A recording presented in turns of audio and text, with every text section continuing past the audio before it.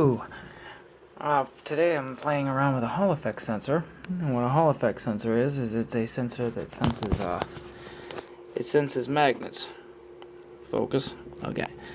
And what we're gonna do is we're gonna pump the recommended 8 volts max through it. I don't know why I gotta go to the max, but you know, makes for a more dramatic effect on the oscilloscope.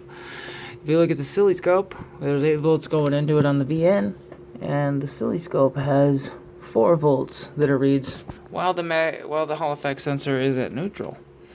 Now, what a Hall effect sensor is it's a sensor that will detect magnetism, positive or negative, and this is a linear type. There is a digital type also, where if any type of magnet goes by it, it pulses high. So that means that you can use it for like a tachometer or something like that with a piece of magnetic tape or something of the sort.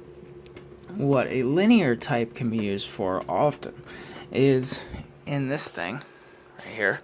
That's an AM clamp, and it is a AC and DC AM clamp. The DC part's important because I use a lot of DC voltage for different things, and I want to be able to measure current. So this has a linear Hall effect sensor right here up towards the tip. You can tell that because when you bring that closer to the current source, you get a quite better reading.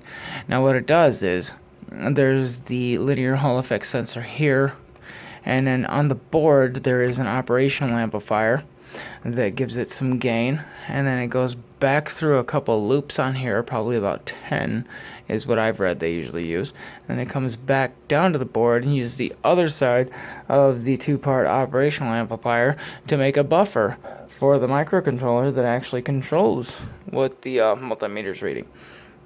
That means that it's going to cut the amperage out of whatever signal it's getting from the Hall effect sensor. Now, these are useful for all kinds of things. You can detect EMI with enough gain. You can detect just magnets and actually get a number out of, like, say 1 to 10 of what kind of magnetism you're by. Or you can detect current, especially the DC current. Even the AC, I guess, is kind of what I was reading.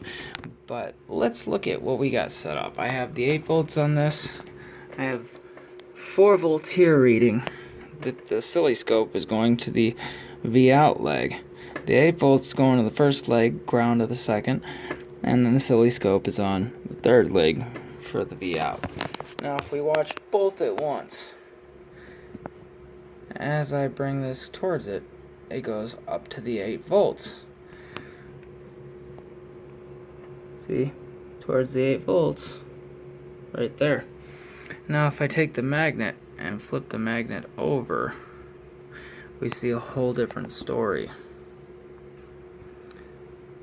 See, it goes towards up one and down the other.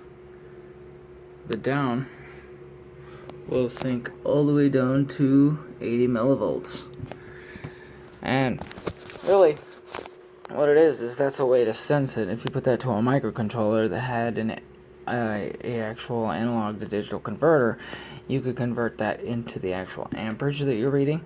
If you took a sample of a known amperage and then figured out the factors between them, like in a ratio, or it could be just, I want to read what kind of interference there is, and say there's not a number for the interference or whatever, and you just want to know like 1 to 10, you can say 10's the highest you can get and put the magnet right by it, and then make 0 the lowest, or negative even.